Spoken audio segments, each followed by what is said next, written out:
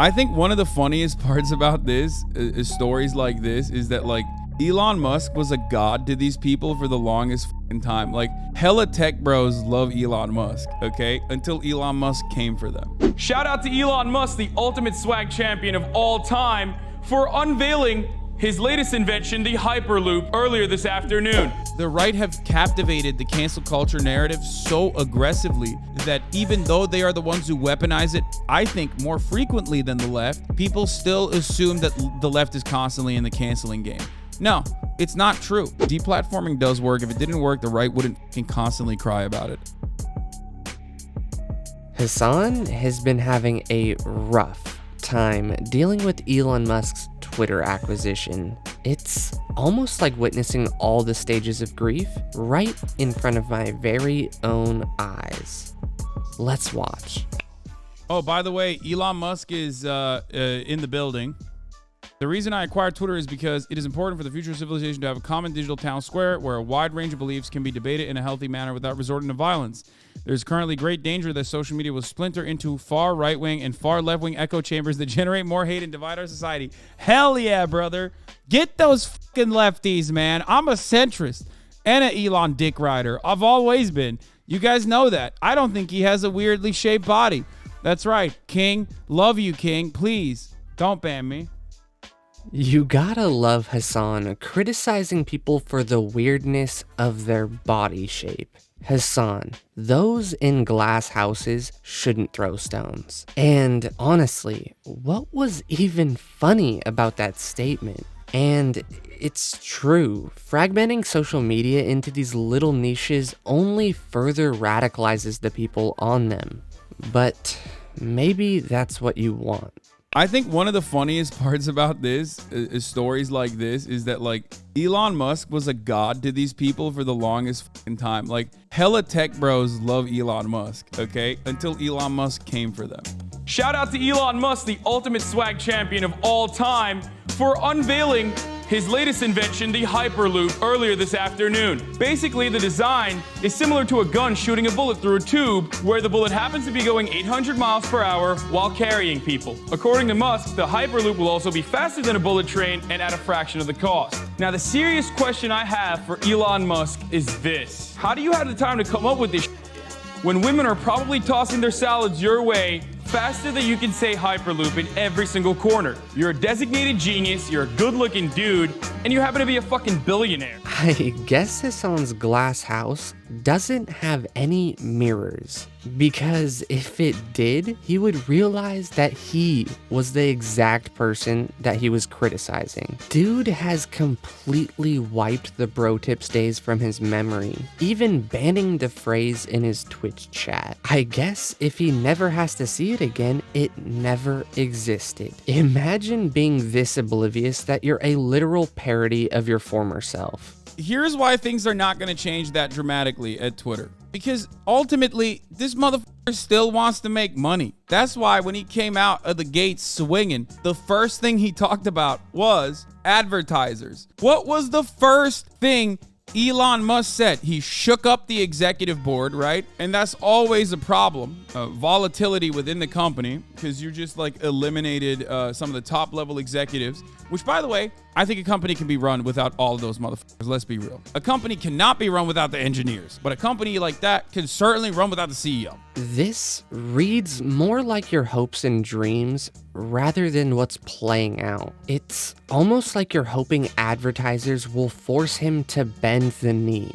Well, I'm pretty sure that was the whole point of him trying to create an alternative revenue source, so he doesn't have to essentially have advertisers' desires control the direction of the company. Will it work is the question, really. And the whole bit about Twitter not needing all these higher up executives to run, I largely agree with, to be honest. But when you say it can't run without the engineers, I don't agree completely. Twitter hasn't really changed functionally much at all in a long time. I don't see why you need tons of engineers on staff to maintain a product that isn't changing. Something tells me they can easily cut 80% of the staff with virtually no change to the end user. If you can't comprehend how the system is when like one singular individual can like take over what everyone kind of considers to be like the town square and just change it in dramatic ways in whichever way he wants to. Huh. Irony. Weren't you one of the guys that would laugh in Republicans' faces saying it's a free company and Twitter could do whatever they want in response to people getting banned and suspended, etc.? Now, you seem to be awfully afraid of the possibility of change. You made an offer to buy Twitter.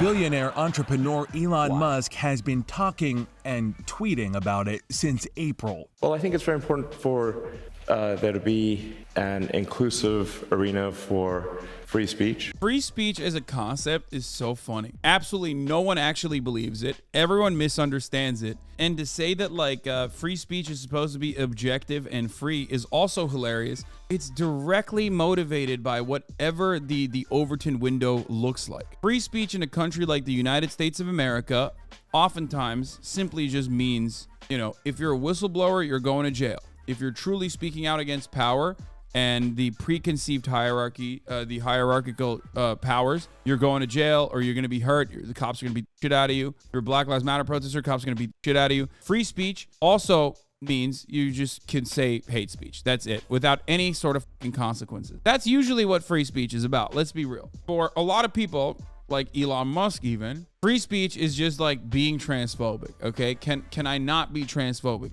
Like what the without getting punished by the terms of service. That's what free speech is. That's the most significant part of free speech. How transphobic can I be without getting banned? It's about defending people that are engaging in like ridiculous hate campaigns towards like children's hospitals. You know what I mean? It's about like libs of TikTok and Matt Walsh and others like that. The idea is that like there is some value to having like someone who is saying, you know, kill N-words or whatever on the platform. No, there is no value to that. Deplatforming does work. If it didn't work, the right wouldn't fucking constantly cry about it, okay? Doesn't deplatforming from main platforms push people to more extreme echo chambers like Rumble, Truth Social, etc.? That's my only gripe with it. Brother, it doesn't matter. You have softened the blow. You've limited the impact at that point. That's why I don't fucking deal with like neo-Nazis unless they're at a point where like they are genuinely reaching mainstream status. Deplatforming fucking works. The right have captivated the cancel culture narrative so aggressively that even though they are the ones who weaponize it, I think more frequently than the left, people still assume that the left is constantly in the canceling game. No. It's not true. Deplatforming does work. If it didn't work, the right wouldn't fucking constantly cry about it. Absolutely nobody believes in free speech? Hasan, free speech to these people just means being transphobic. Wow, this guy is a real piece of work and couldn't be further from being correct. Imagine being so commie-pilled that anything that is even remotely branded to Republicans, you can't have any part of, even if it's a core pillar of the country and not political or right-wing at all. Imagine essentially forfeiting supporting free speech because you, Republicans, are bad. What a joke. Want to see more of this guy's horrible takes? Check out this video here, where I talk about his rise to prominence with TYT and his first project, Bro Tips.